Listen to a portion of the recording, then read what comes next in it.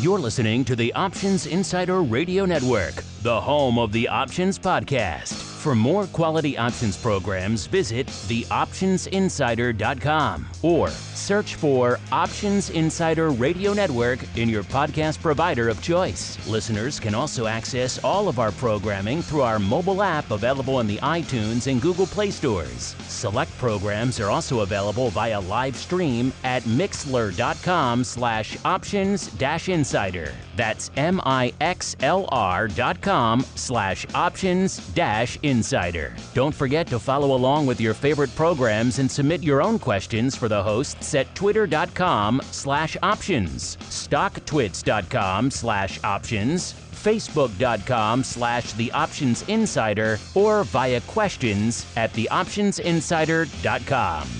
The Options Insider Radio Network is sponsored by Fidelity Investments. Fidelity's Option Trade Builder tool can help you confidently build an options trade in 3 simple steps. Just choose a strategy, select a contract, and then review the benefits and risks of the trade. Learn more about Option Trade Builder at fidelity.com/options. Options trading entails significant risk and is not appropriate for all investors. Certain complex option strategies carry additional risk. Before trading options, contact Fidelity Investments by calling 800-544-5115 to receive a copy of the characteristics and risks of standardized options. Fidelity Brokerage Services, LLC, member NYSE SIPC. And now, it's time for the show that breaks down the options market. From unusual activity alerts to market analysis, strategy overviews, listener questions, and much more. If it involves puts and calls, then our all-star panel will break it down. It's time to hit the option block with your host, Mark Longo from the Options Insider Media Group, and co-hosts Uncle Mike Tosaw from RCM Asset Management, Andrew the Rock Lobster Joe Vanazzi from OptionPit.com, and Mark the Greasy Meatball Sebastian from OptionPit.com. And now, get ready to hit the option block. All right, everybody, welcome to the option block. This is indeed the program to kick off your trading week here, everyone's favorite, at least I hope so, bi-weekly source for all things options related. My name is Mark Longo. Happy to have you joining us here, whether it's live every Monday and Thursday, noon Central, 1 p.m. Eastern, via the old Mixlr. We tweet out that link. It's always the same. That Mixlr link never changes. So if you have it once, you can set it and forget it. If you want to be notified the instant we go live, not just with this show, but all of our shows, and you can set up an account in Mixlr and follow us. I know many of you do that as well. So you can see everything that goes live throughout the week. In fact, later today, we'll be doing the Crypto Rundown show live to that. Lot going on out there in crypto world. We got some people coming on, some great guests there to talk all things Bitcoin volatility. Going to do a deep dive into that. So if you're intrigued by such things, join us again later today at 4 p.m. Central, 5 p.m. Eastern. Different time, I know, wacky time, but we have a big international audience and international participation on that show. So we have to play with the hours a little bit. Of course, however you listen, this show later, whatever you do live after the fact, we like you, we love you, we appreciate you. So keep hitting us up, questions, comments, insights, vote in our polls, all that fun stuff. And we love to see you in there, which is what makes it fun at the end of the day. And let's see how much fun we got in store for us today. Let's see who's joining us on the old all-star panel. Let's go around, let's spin the wheel. Let's go out first off to that sleepy hamlet known as St. Charles, where they have an on-again, off-again relationship with the internet. Let's see if it's on again today. Uncle Mike Tosaw from St. Charles Wealth Management. Uncle Mike, welcome back to the program, sir. How am I sound today, Mark? Always happy to be here on a day where we have 8 inches of snow on the ground. I know. You guys got to turn on that weather shield again and maybe extend it over all of Chicago this time. Nah, we don't have one that big. You know, besides, the fact that you live in Chicago, the locals are still restless about your comments, but I think we're doing okay with it now. You know, it's bad when, even in this morning in the Loop, they hadn't plowed anything in downtown Chicago, which is always a bad sign because that's usually where things get started here in the city. So yeah, this is one of those weird winters. This is one of those winters people think we always get in Chicago, but we really don't. But they cursed us at the beginning of the year when all the long-term quote-unquote forecasters come out. So it's going to be one of the mildest winters ever in Chicago. Once they say that we're set for the other. And so far, we've had more snow this year than we had pretty much last couple of years combined. So let's hope it's a near-term trend that is coming to an end soon, even as we are threatening later this week to return to those beloved Chiberia days from a few years back where we'll be threatening the negatives again. So stay tuned for that. We should be a fun time. Luckily, we're in a nice warm studio here. So as long as the connectivity holds, we'll be able to keep coming at you throughout the week. Same thing to you, Mr. Rock Lobster, sir. Is it hitting the negatives up there in Maine yet? It's not negatives. I mean, it's about normal. We just had our January thaw, so the temperature got like to 45 for like half a day, and then it drops right back down to the high teens. So it does that all the time, and we're expecting some snow this week. And sadly, the drive wheel on my snowblower blew out, so I gotta get it fixed. So I'm going through a little withdrawal on that one. This is quality first world problems we've come to expect from you up there in Maine, sir. But yeah, you gotta love those little thaws because it gives everything a chance to pop out of the ground for about a day or so. Then it comes and cold comes back and kills it all. Meanwhile, let's kill all this and get into our trading block. It's time to break down the latest topics, trades, and trends in the world of options. It's time for the Trading Block.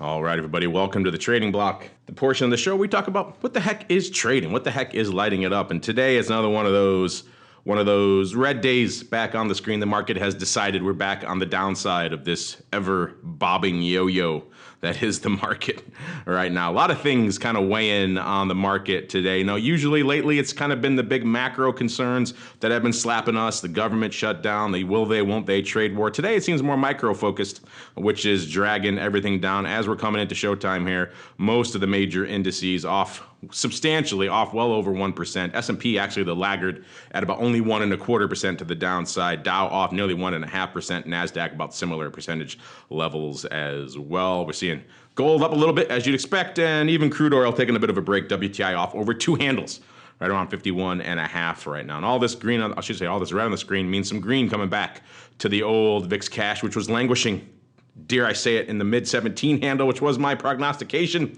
for vol view. So we got some time for that to come back to pass. We're at about a little bit shy of the 20 handle right now, about 19.75, up about 2 handles and change out there. I will not say the percent of percent, even though it is fun to tweak all those percent of percent haters. So what's weighing on the market today? Well, a bunch of different things. Coming in before the Dow lovers out there, Caterpillar weigh in on it out there. They were off more than 5%. They had weaker than expected guidance. Again, kind of everyone loves to have a name to blame. Caterpillar probably has some skin in the global trade war game because they're actually blaming the Asia Pacific slowdown there and Chinese demand in particular slowdown for driving a lot of their business. And we see this a lot in earnings season. People like to have some sort of bugbear, some sort of scapegoat to blame their things. I think Caterpillar probably actually has a leg to stand on this one. Not quite as esoteric as when SIBO blamed their bad earnings on the VIX futures term structure.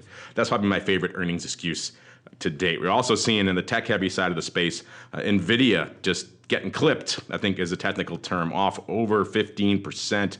This is pretty much their worst day in a decade after a huge miss on the downside. And that, of course, is weighing on a lot of the other tech names out there. We're seeing Intel, AMD, and others who work a lot in that space also getting kind of wiped out as a result. So NVIDIA has been a high flyer for a long time, now kind of getting their wings clipped a little bit. Let's see where they are coming into showtime here. They're off 24 handles, right around 136, which is about 15%. So quite a big drubbing out there. So let's start there. Mr. Meatball, I know a lot of your crazies. I apologize. Mr. Rock Lobster. I would never unfairly malign you as the Meatball. Mr. Rock Lobster, I know a lot of your pick crazies when they're not slinging VIX like to sling themselves some NVIDIA. Are they lighting it up out there? And what else is catching your eye out there today, sir? We did actually. NVIDIA was a subject of our chat room this morning. Amazing how I know these things. It's almost like I'm tuned in. I bug all your stuff. It's almost like a little birdie tells you what's going on, and it makes the show that much more fun and interesting for our listeners. I have my spies. I have my ways. So what I did notice was there was a bit of a disparity because they weren't charging a lot for Feb volatility in NVIDIA. So I do cheat a little bit. I use our own products to help me identify cheaper months, so I don't have to go dinking around looking for them. So I used our Edge Hunter sheet, and I found me some cheap options. And wait! You said it wrong. It's Edge Hunter. Edge Hunter. There you go. That's better. That's right. Well, you know what? I think you should do our voiceover for both Edge Hunter and the Masterclass. The Masterclass. Exactly. Nobody says Masterclass like that. They'd be remarkably similar, but yet fun.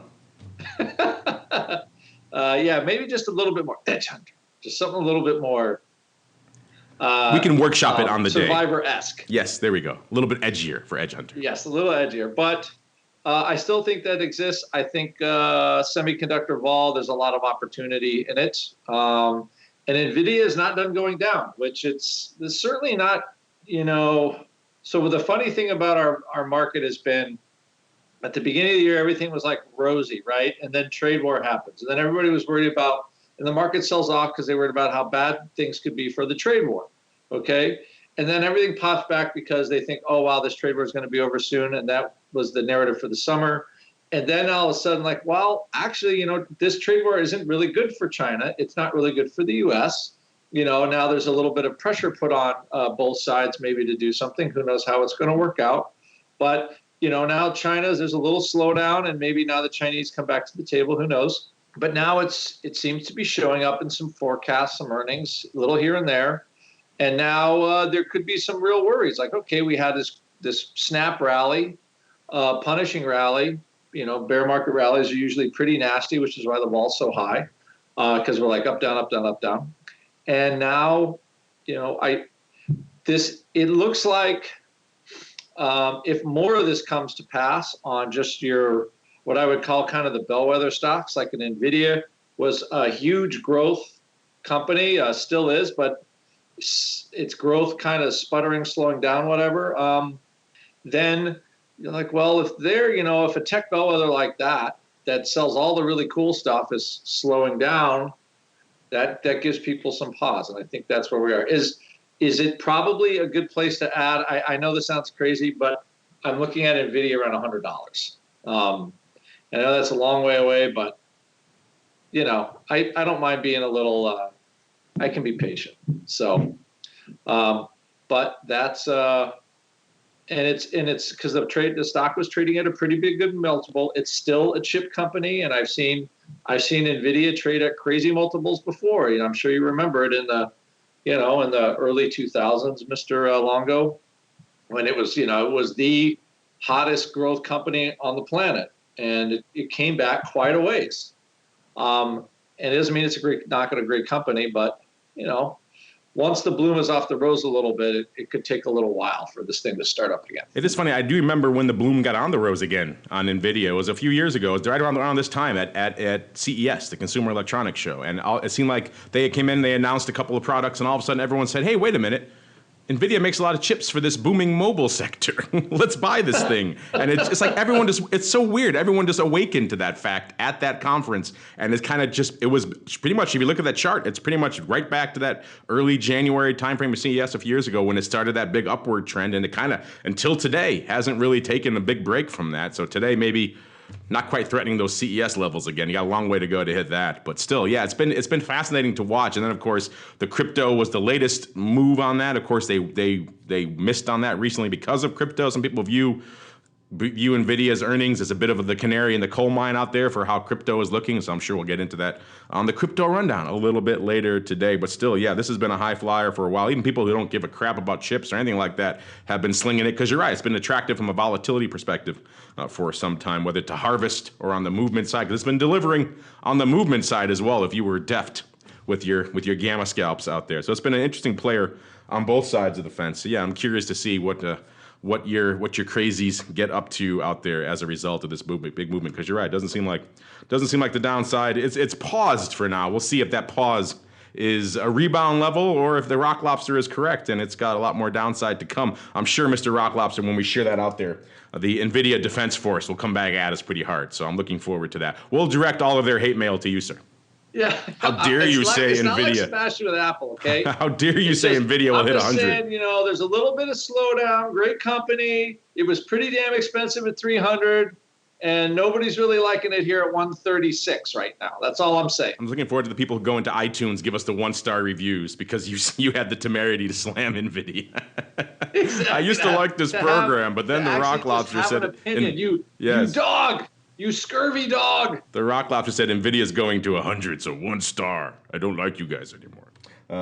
Those are always fun. I look forward to that. All right, Mr. Uncle Mike, let's see if we can keep people a little bit happier. What do you got in store for us today, sir? Well, I'm looking at I'm with the Rock Lobster, and that it has kind of been going back and forth a little bit lately in the overall market. Of course, today the big story is the Caterpillar earnings. They weren't quite what the street had hoped for. But it is very refreshing to have the market coming down and having the headlines be about a company's earnings as opposed to some type of tweet or some type of macro news of some sort. So that is kind of pleasant, I must say. I think that just at this stage, I think earnings will play a part in the market over the course of the next couple of weeks, but I still believe the big news is going to be over the China deal.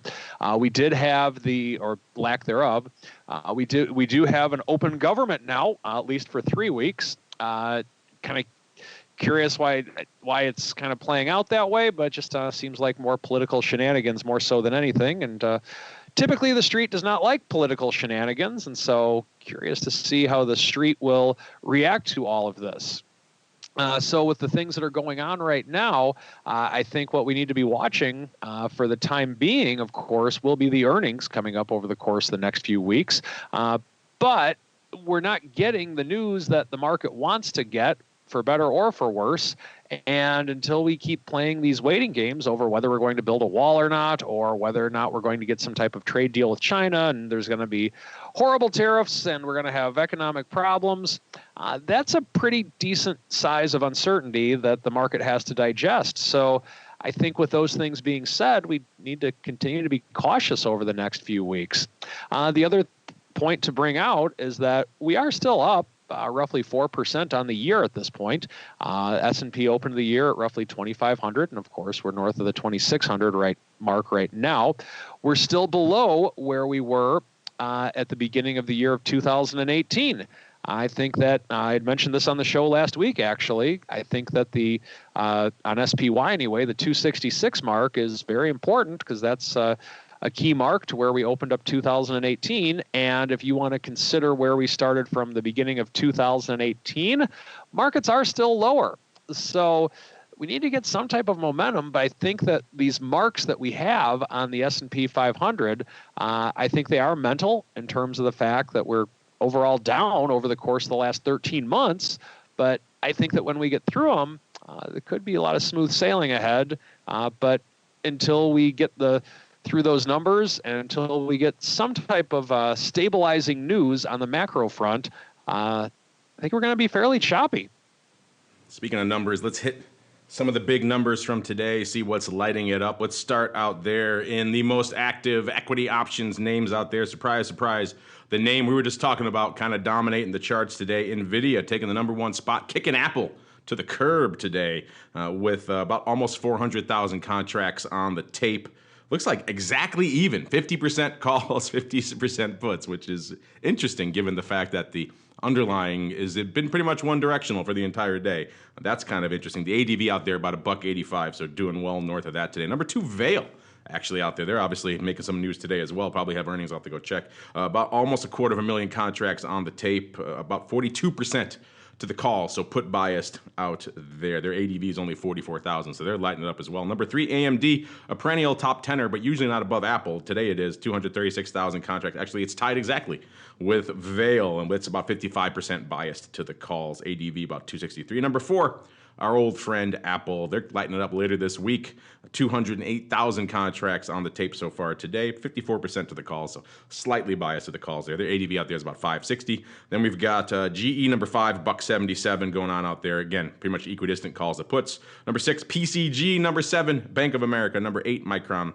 #9, CAT. CAT coming in normally #9, a distant #9, which is kind of interesting. Only 130,000 contracts on the tape for such a big market mover on a news perspective. Not really driving a ton of options paper, which is surprising. 130,000 contracts out there. Their ADV, though, is only 33,000. So I guess percentage-wise and comparatively, it's doing pretty well. The paper is actually looks like about 56% biased to the calls. Again, kind of surprising. #10, our old friend Tesla. Can't have a top 10 without Tesla. Just a tick over 100,000 contracts on the tape there. slightly biased, ever so slightly, 5% biased to the puts. We got a lot of big names popping off later this week. We'll break down a lot of those coming up in a little bit on our Around the Block segment, looking at the earnings move reports for those guys and what's priced in. But of course, we got Apple coming up later this week. On Tuesday, we got Facebook and Microsoft and Tesla. On Wednesday, we got Amazon. On Thursday, GE, a bunch of them. So, we got Chevron, Exxon on Friday. A lot of big names coming out. Let's just break down the CAT report really quick, courtesy of our friends over there at ORATS. And CAT going into their earnings, so closing, they were at 136.86. They were pricing in about $6, $5.98. And they outperformed to the downside. I don't think that surprises anybody. Outperformed pretty much exactly 2x. They came in right about $12, $11.90. So pretty much 2x that to the downside. So interesting stuff there. Again, we've got the move reports for what's predicted by the market coming up. And you can find them on our website in the interim there, theoptionsinsider.com. Search for ORATS, ORATS. You'll find it all if it's not there on the homepage for you. And then, of course, we'll have breakdowns for Apple and a bunch of others coming up a little bit later in the show. Meanwhile, though, also really quickly, let's do some of the most actives in the index side as well before we keep on rolling. Coming into showtime, we saw the VIX, not quite the most active day, about $1.81 on the tape. ADV continues to erode out there, only 525,000 options on contracts, I should say, on the tape. So well south of that 600K level that I tend to use as a barometer out there in VIX land. My own personal barometer, to each their own, but I kind of look at it around that level. And we're shy of that and have been for some time. SPY, about 1.7 million contracts. The ADVs are at about 3.3 million out there. SPX, 529,000 contracts on the tape. ADVs, 1.55 million. Again, SPX, big meaty contracts. So contract volume doesn't tell you at all. Notional value is huge out there, but still. An interesting day out there. It's not the most active day. And then Q's, 357,000 contracts on the tape. ADV, 841,000. So kind of the trend on all of them has been a little bit lighter on the ADV of late, which maybe that'll play into our volume for 2019 poll that we asked you guys last week. We're seeing here, VALE's going to cut their dividend. That's never a good sign. The market tends to have a dim view of that when they're doing that. So yeah, interesting stuff out there. In VALE land, that's what's hitting them. They had earnings. Actually, they have earnings on the 26th of February. It's not for a while, but it's the dividend that's coming back to bite them. Meanwhile, let's see what's coming back to bite the rest of the market. It's time to get into the odd block. It's time to break down the most interesting, unusual, and downright questionable options activity that's been identified by theoptionsinsider.com. It's time for the Odd Block.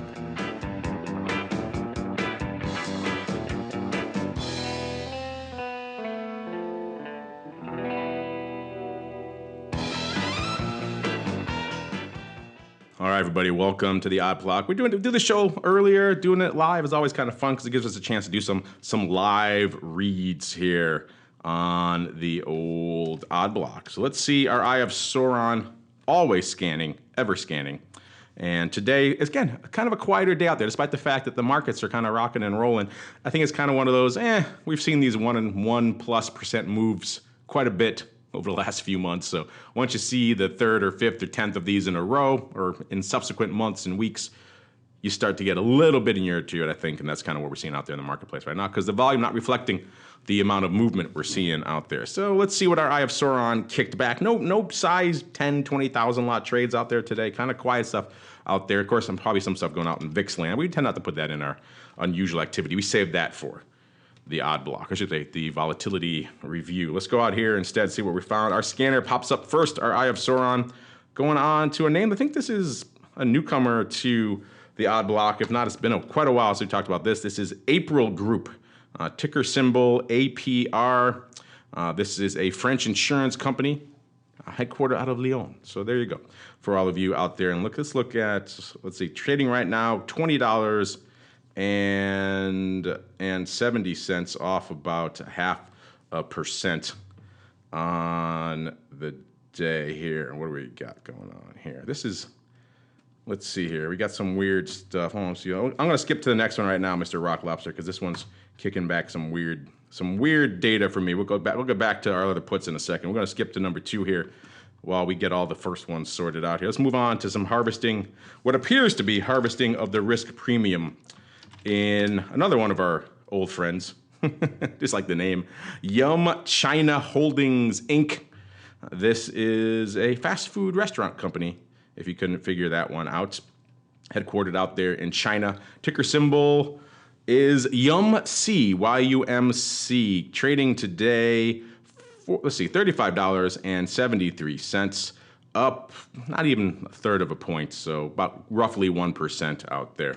This is the name that over the past year, a year ago, was trading almost $50, about $47. So substantially north of where they are by now, almost $12 north of where they are right now. And they kind of have slowly been vacillating ever since. Actually, shortly after that, in all the craziness of February last year, they dropped down to about 39 or so, then kind of rallied back up to 42, and it kind of been bouncing in that high 30s to low 40s range with a few drops in between. They dropped back in July to 32, so south of where they are right now. And they dropped there again in October. And then they kind of have been rallying off that mid to low 30s level kind of ever since.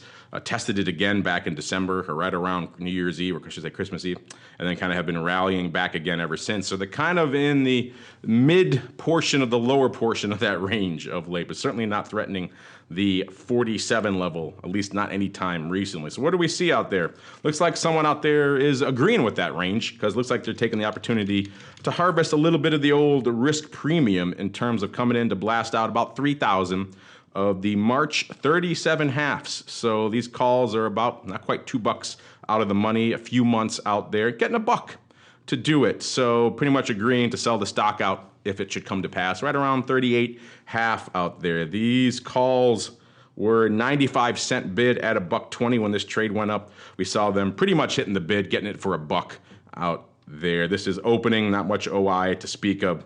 If you're wondering when the earnings are out there, they're on the 31st of January. So there is clearly going to be an earnings cycle in there, if not two, but this case is only going to have, looks like, one out there. So a little bit longer term harvesting. Mr. Rock Lobster, this is kind of what we see, a use case we see a lot for covered calls. This looks like could be a fund, it could be an asset manager out there just deciding they want to get a little bit of the old risk premium off out there. They don't mind doing it for a few months, so they can kind of set it and forget it for a little bit. They don't have to worry about doing it in the weeklies and rolling it every week. And they got a decent amount for it, about $1 or so out here, which roughly works out to about close to a 35% IV in this name. What's your thoughts here on the old selling a quarterly covered call a few points out of the money, sir, and then if the worst comes to pass, maybe you dump some stock?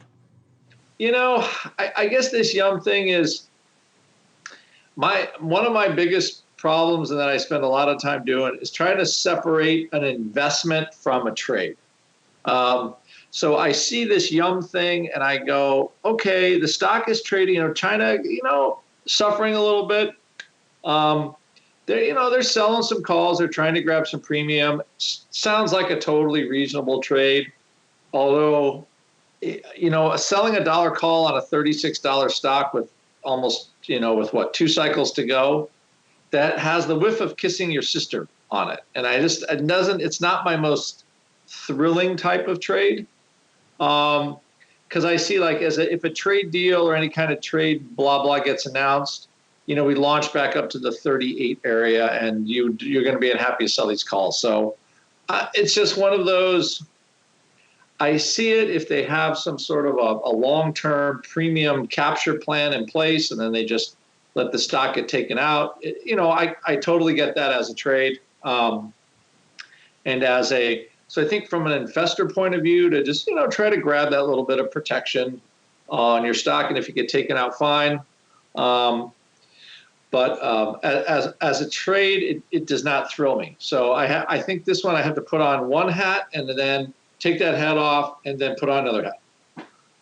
All you guys and your sisters up there in Maine, you got to watch out for all that stuff as I offend the audience in the #1 options market in the U.S., at least according to Google search rankings out. Let's go back to that first one now. It's like our systems are all squared away, giving us the right data here. It was actually out there in DLR, which is Digital RLTY. This is a real estate investment trust out there, aka a REIT, first-timer here on the old odd block. Like I said, ticker symbol DLR. Today, this thing on the upside a little bit, so kind of bucking the rest of the market's trends, trading 105.5 or so, up about $1.50 or a little over 1% out there. This is the name that over the past year, let's see where they've been. A year ago, they were trading 107, so pretty much right around where they are right now. And then they kind of had a bit of a tumultuous year, got down to 98 in all the tumult of early last year. Then they kind of slowly went on the upswing looks like it started kicking in really more aggressively in June. They started rally ho there. They got all the way up to around 125 or pretty close to it, 124 and change back in August of last year. And then they sold off right again back in September. So before the market sold off, they sold off again, spiked again, coming out of the big sell-off October 11th. October 24th, they got back up to about 117 or so. So they got a little bit of life again and then pretty much sold off right again. And it's kind of been vacillating between this 117 on the upside and looks like about 102 and a half or so on the downside. So kind of a little bit off the bottom of that range, but still well towards the bottom end of that range. Let's see what's been lighting it up out there.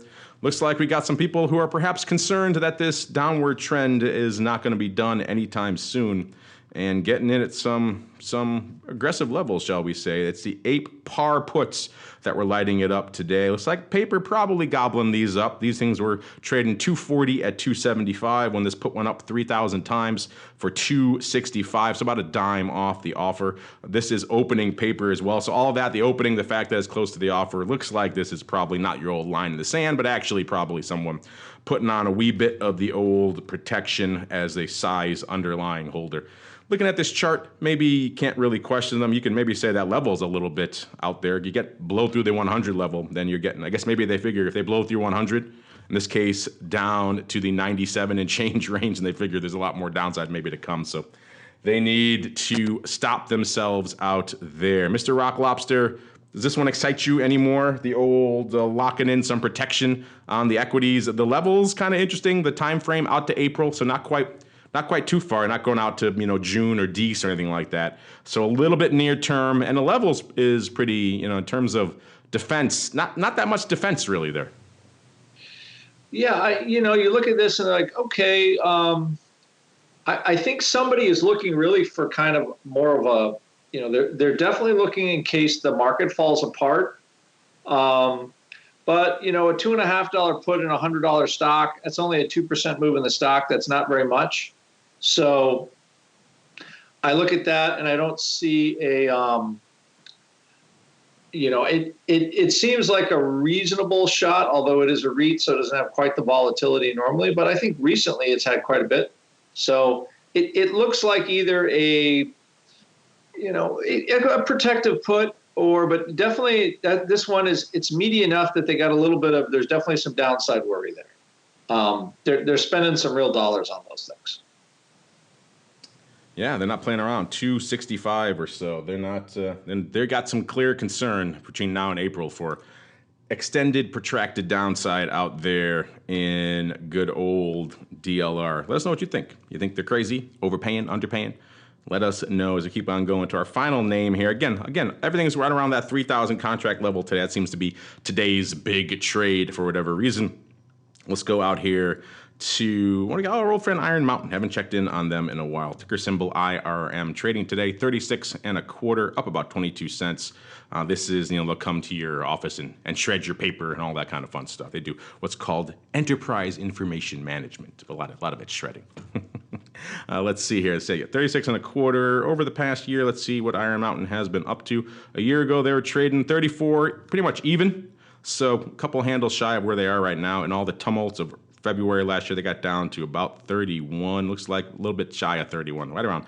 Let's just call it 31. Then they kind of bounced off that again. In the summertime, got as high as about 37, close to it there again. They kind of vacillated in that mid to low 30s range for a while. When all the craziness happened in October, they felt the heat got down to about 30.5 by the end of October. Then they rallied again, back up to about 35, sold off again in December to 30.5, and now they're rallying up again, about 6 handles since mid-December. So it's kind of been a nice upswing here for Iron Mountain. So let's see what someone's up to out there today. Are they gobbling up calls? Are they worried about this near-term bounce and buying some puts to protect it? Are they writing lines in the sand? Nope. Not doing any of that. Instead, they're coming out and blasting out, again, that magic number of today, about 3,000, right around 3,000 of some longer-term calls. It's the 37 halves in Jan of 2020. So 1 year out, 37 half calls for $1.70. So pretty much agreeing to get out of the stock right around a little bit north of that 39 level out there, which is kind of interesting. Again, given the fact that the stock's 36.25 right now, and this thing has shown a tendency to rebound, but never quite, if you look at the chart, never quite, so we're pretty much at the upper end of that range right now. So it's at least over the past year, it hasn't really broken through that 37.5 level. So maybe you could see how they would identify that as a level they don't mind selling it at, but doing it for a year for $1.70, that's kind of interesting. Let's see, this is opening here. These options were $1.70 at $1.80, and this guy had to crush the bid to get about 3,000 off. No playing for this one. Obviously, it's a year, so there's going to be multiple earnings cycles in there. That's not really an earnings trade going out a year. Looks like the vol on this one, again, kind of anemic, which is why you only got $1.70 for it. It's right around 21% for this trade. Mr. Rock Lobster, I have a feeling I know how you're going to vote on this one. Stopping yourself out for a year to the upside, getting rid of all that for $1.70 out there. What's your feeling on this one, sir? Is this also like perhaps hugging your aunt? Hugging my aunt. I like that. I like how you just did the lateral arabesque there. The verbal lateral arabesque. That's why I get the big bucks, sir. I no doubt, if I didn't know any better, I would say you were running your own global communication conglomerate. It's like I talk for a living or something. Exactly. You talk for a living. So, I got to get my default layout here. This is one with Iron Mountain. I believe this is one where I think they went to the REIT type setup where, it pays a really high dividend. Like I'm going to say $2.50 a year or something like that. I'm pretty sure I've actually looked at this one as kind of an income type of, instead of a CD, you kind of own this stock. And it pays a pretty hefty dividend, as I recall. I'm just looking again because it was on my list and then I wasn't quite sure. Yeah. So it's had increasing dividends for several years. It pays around $2 and almost $2.50 a year. So that's a pretty good dividend. So to me, this is an investment play. I don't think this is a trade. I have to take my trader hat off and say, why would anybody sell those calls for that? And you know what they're looking for? I think this would pretty much put them at the 10% per year category with the divvy. And the only thing is maybe early exercise might be a potential problem, but they are selling a recent high with the trade. I mean, I guess 40 is about the high. So, it's one of those where they're looking for maybe a really good yield. If they get taken out before, that's probably the risk, and they don't get the return they want. But this call taken out, let's say that's $1.50 or so. I'm just doing the quickie arithmetic on it. So I think you can make the argument for this one is that it gets you out around a little over 39. If you get a quick run through the divvy, it would give you a pretty fair yield, like a pretty quick 4 or 5%, maybe in a quarter. So I think as an investment type trade, I think it's probably pretty good. It's a solid company. They have kind of like it's more of a utility type service that they provide. It's a very good, solid company, been around for a long time. So again, I like it as an investment type trade, generating yield for, a more conservative type of portfolio. Obviously as a trade, selling year away calls for $1.70. Not my favorite thing to do. Yeah, it always gets funky when you add in the dividend component. We actually discussed this a bit on the most recent episode of the Advisor's Option, a listener's question about adding covered calls to an already income-heavy portfolio from a dividend perspective. And you're right, it does it. It can kick things up to the next level, which is always attractive, but it always adds a little bit of risk out there in terms of early exercise. Also, if it's a dividend-heavy stock, obviously the premium is not going to be as rich. Another reason why this guy is not really lighting it up for how much time he's locking in on this trade versus how much he's getting. Doesn't make it the sexiest thing in the world. But interesting stuff out there. Maybe check out that show. Should be hitting the network soon. If you have more questions and want to do a deep dive into writing covered calls on already income paying and delivering names. Meanwhile, let's see what Uncle Mike's going to deliver for us. It's time to get into the strategy block. It's time to dispense options wit, wisdom, and education. It's time for the Strategy Block. All right, everybody. Welcome to the Strat Block portion of Uncle Mike. Uncle Mike, let's change it up this week. Let's call it something different. Let's call it busting options myths, options mysteries debunked, options mysteries solved with Uncle Mike. Because one of the biggest mysteries we have out there when it comes to the world of options, one of the just strangest numbers you're going to see when you're trading out there is that old margin number, aka your options buying power. What the heck is it? How does it work? How can I use it in my trading strategy? So Uncle Mike, sir, our audience has these questions. Dive in, put your trench coat on, go down that dark alley and bust some of these mysteries for us. Solve them for us, sir. Let's go down the dark alley today with Uncle Mike. This is some scary stuff. I'm ready for this, though. All right. So oftentimes, leverage is something that gets brought up and that I discuss with my clients very frequently, quite honestly, for what's the right level of leverage. Now, margin is the first thing that comes to mind when people think about leverage when it comes to whether you're trading options, futures, stocks, or what have you. So let's talk about that to start with. A way with which you can use leverage is to buy stock on 50% margin. So let's say, for example, the stock, you have $10,000 in your account, you want to buy $20,000 worth of stock, you have the ability to do that by buying the stock on margin. Now, of course, the advantage to that is that you get twice as much profit. The disadvantage is that you'll get twice as much loss. Remember, the other factor to keep in mind when doing that is that you will pay interest on the money that your brokerage firm is letting you borrow. Margin is something that is pretty easily available from at least my experience in the business. Sometimes it can be good, sometimes it can be bad. The advantage of using margin, once again, you get leverage.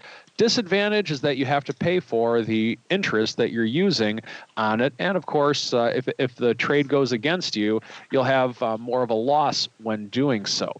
So with that being said, how do options play into the role of leverage? Well, one of the advantages of using options is that you can create just as much leverage, if not more leverage, actually quite a bit more leverage, when using options. Now, the way with which you do that, of course, is that you can buy a call option instead of the stock. Now, with that being said, I think it's important to have an understanding of what you're actually getting into. Let's say that you buy a stock for $50 per share, or you buy a deep in the money call for $5 a share. Now, by doing that, you have just as much upside potential, assuming there is no time decay in the option. Let's say that's a 99 delta option like we were talking about last time on the strategy block. You have that ability and you can get more bang for your buck. Now, we talked about advantages and disadvantages of doing that last week, but here's one of the main disadvantages or one of the main concerns that I have when people are using options and they're new to it. Well, if I can get this much bang for my buck by buying one call option, I have $5,000 in my account, let's say. I can either buy 100 shares of stock for $5,000 or 200 if I wanted to go on margin. But you know what? I feel really good about this trade. I mean, after all, the chart looks phenomenal. Earnings are great, and the fundamentals are great. How can I lose on the stock? Well, because of that, I'm not going to buy just 100 shares of stock. I'm not going to buy just 200 shares of stock. I'm going to buy 10 call options, 10 of the 45s for $5 per contract. Now, of course, there's going to be a little bit more than that. But let's just assume that there's no time decay in it for sake of easy math. There would probably be a little bit of time decay if it was the low volatility of stock, but let's just assume no time decay so it makes the math nice and easy. So with that being said, when all my indicators and all my predictions come true, if the stock just goes up $5 instead of just making a measly 10% on the trade or 20% on the trade if I bought on margin, that's for suckers. I'm going to buy these call options, and I am going to hit a double on my money. I am going to hit 100% rate of return instead of a 20% rate of return. Good gosh, am I smart? Well, if that's the way that you're thinking, I really hope you're right, because if you're wrong, here's the disadvantage of how using leverage in the option world can actually harm you. Let's say that you were to just buy 100 shares of stock. Well, if the stock goes down $5 per share, then you're only out $500 and you're down 10%. However, if you had bought all those 10 call options, as I just described, and the stock goes down $5 per share, you're out 100%. And you can't wait it out. That's the other disadvantage of over-leveraging yourself with options. You cannot wait it out. Oftentimes, people that are maybe holding Apple stock right now, or Google or Amazon, and they're thinking, okay, this is a long-term holding. We've had a little setback the last couple of months. I'm just going to wait it out, and time will help me. It does not work that way with options, folks. So you need to be aware of that. Now, keep in mind, there's ways with which you can use options to your advantage, of course, but the way with which I described, I think, is a very big disadvantage, and there are people that do that, and it gives my beloved option product a very bad name. Now, what would be a way with which you can possibly create some leverage to work in your favor and still have some type of a plan? Well, 2 words for you, and we beat this horse to death for going on 8 years now on this show, risk management.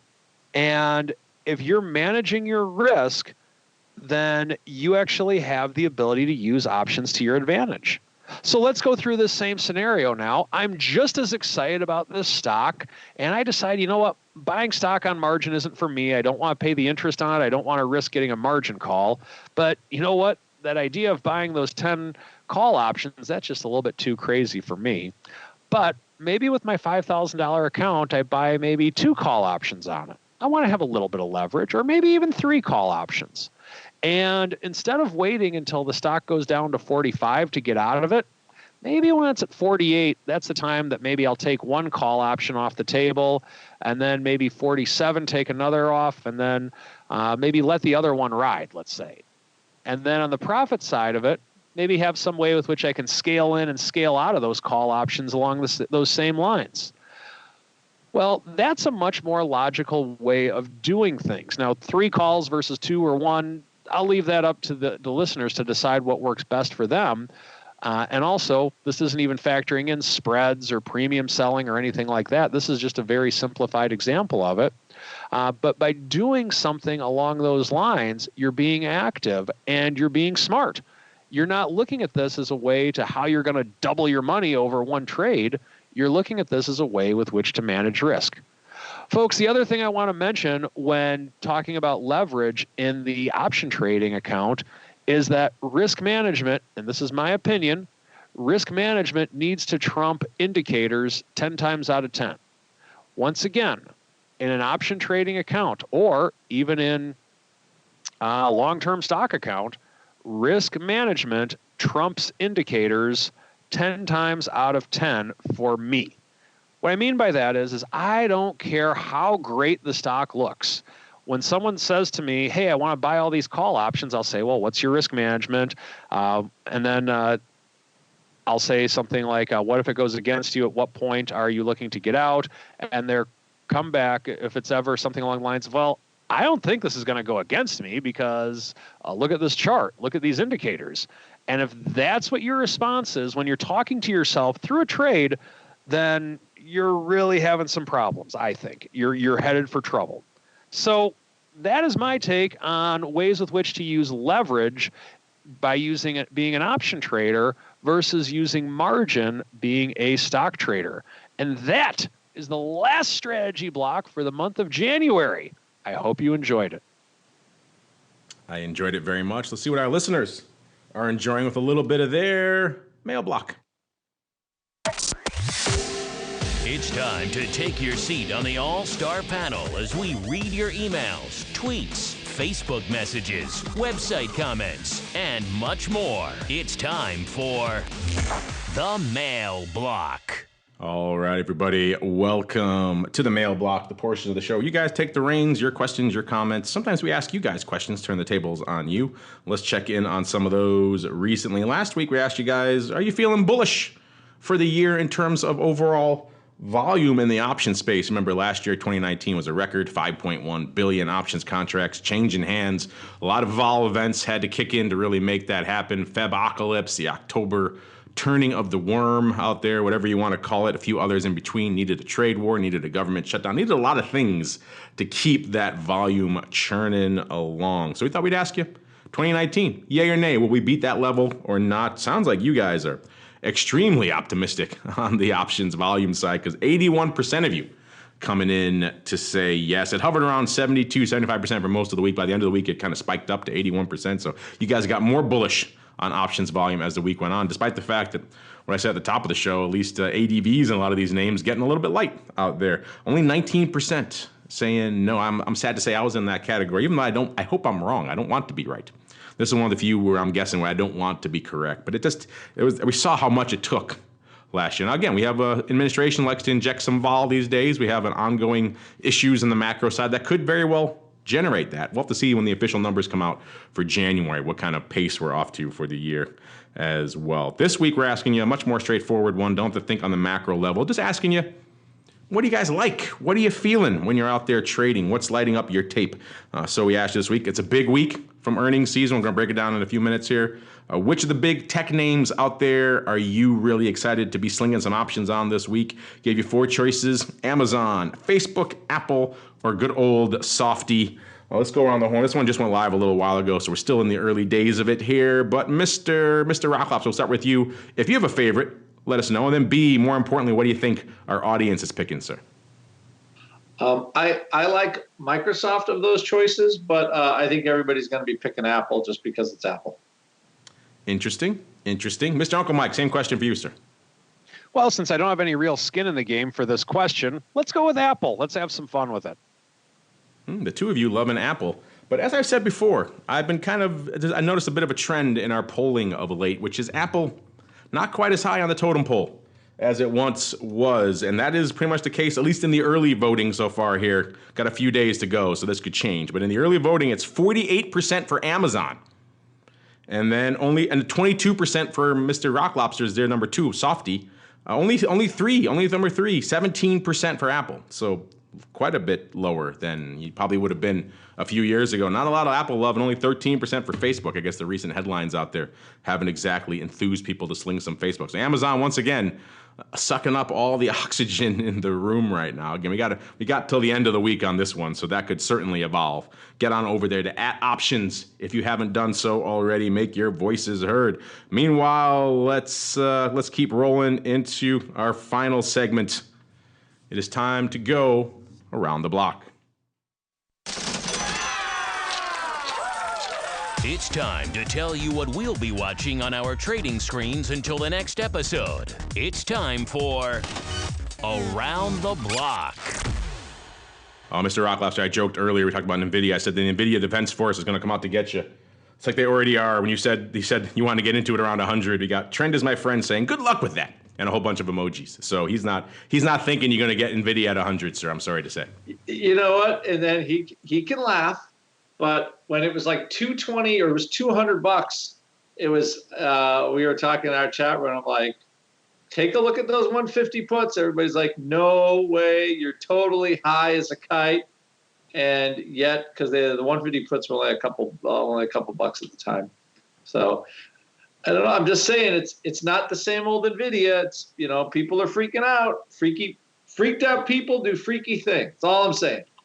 Again, send your angry hate mail to Andrew at optionpit.com. Not to me. I'm not in on this one. So you can leave. I already got enough for all the fun when I was giving a hard time to the people out there who like TVIX. Speaking of things, we talked before about VALE. It's like VALE was a dam that burst, which caused them to cut their dividend. And actually, unfortunately, it was a tragedy. Killed quite a few people out there in their region as well. So that sounds like that's what's weighing on the stock. It wasn't just the dividend. The dividend was precipitated by a bunch of other things that are much more terrible out there in the VALE arena, which is why that name is down. Speaking of other names that are moving quite a bit, let's look ahead. Like I said, this week, a big one. We had Caterpillar today. Tomorrow, AMD, Apple, eBay, Pfizer, Verizon. Wednesday, Alibaba, Facebook, Microsoft, Tesla.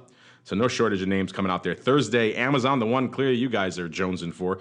GE, MasterCard, UPS. Friday, Chevron, ExxonMobil, Honeywell, and good old Sony out there. So interesting stuff. Let's do a little bit of breakdowns out there. We talked about the CAT one. There's a bunch more on theoptionsinsider.com. Let's grab a couple here. Let's see what Apple's got pricing in. They're coming in tomorrow after the bell. At the time of this report, so it's obviously going to move by the time the earnings come out. But at the time of this report, they were trading about 157.75. They were pricing in, let's see, they are pricing in 7.25 out there right now. In the past, they've priced in about $7, so it's a little bit richer.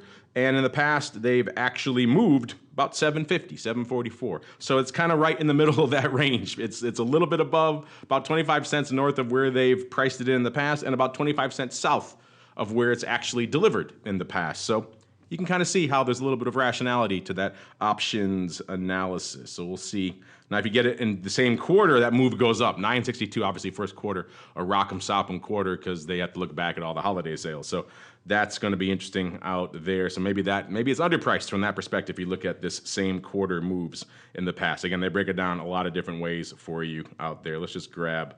Let's see if we got time for AMD is another one people like to trade. About $22 coming into the report time. They were pricing in about $250.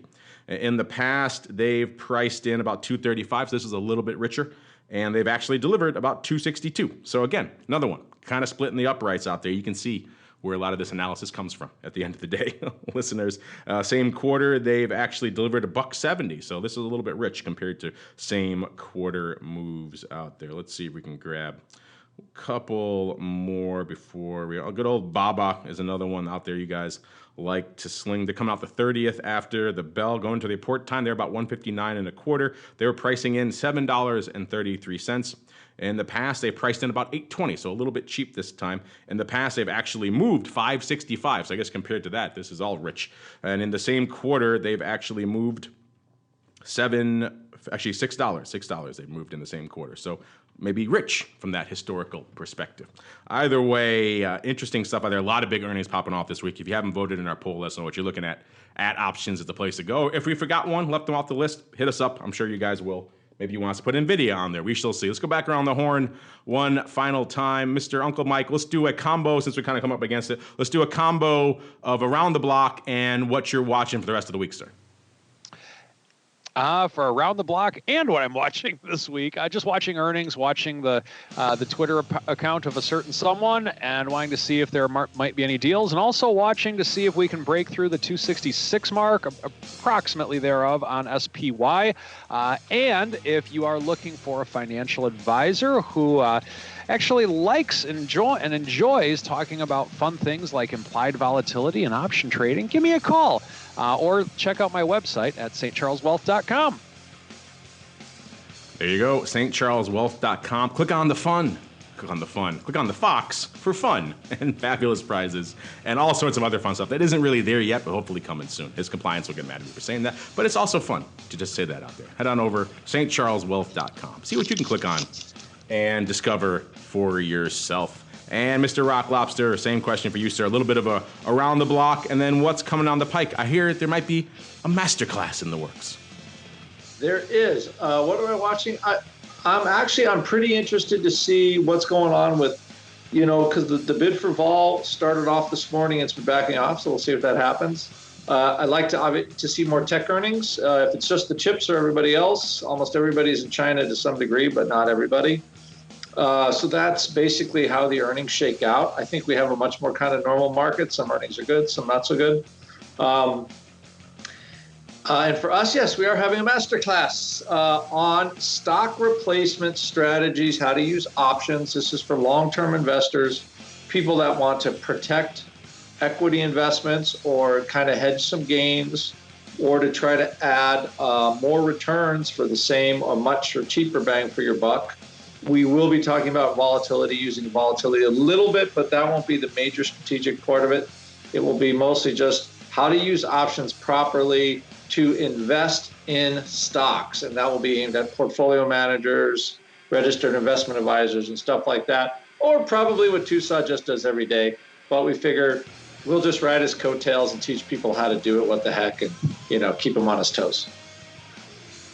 There you go. Keep him on his toes. The best place to do that, of course, optionpit.com. Sign up for the masterclass while you two can get in there before the class gets started. And on behalf of the Rock Lobster and Uncle Mike, and indeed myself, I want to thank you for joining us either live or after the fact. If you're joining us live, if you got a little bit of interest in what's going on in crypto, and there's a lot going on out there right now, then come back here today, 4 p.m. Central, 5 p.m. Eastern, for a little bit of the old crypto rundown, bringing on some guys, again, going across the old pond out there to Australia, the nexus of Bitcoin volatility. Going to see what they have going on. Actually have some other special guests lined up as well, so it should be a fun one. Or if you just subscribe into the network feed, just stay tuned on your device because we'll be hitting it thereafter, and we'll see you next time for more of the Option Block.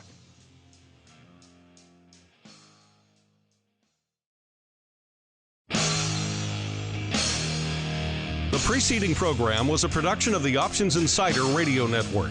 For more quality options programs, visit www.theoptionsinsider.com or search for Options Insider Radio Network in your podcast provider of choice. Listeners can also access all of our programming through our mobile app, available in iTunes and on Google Play.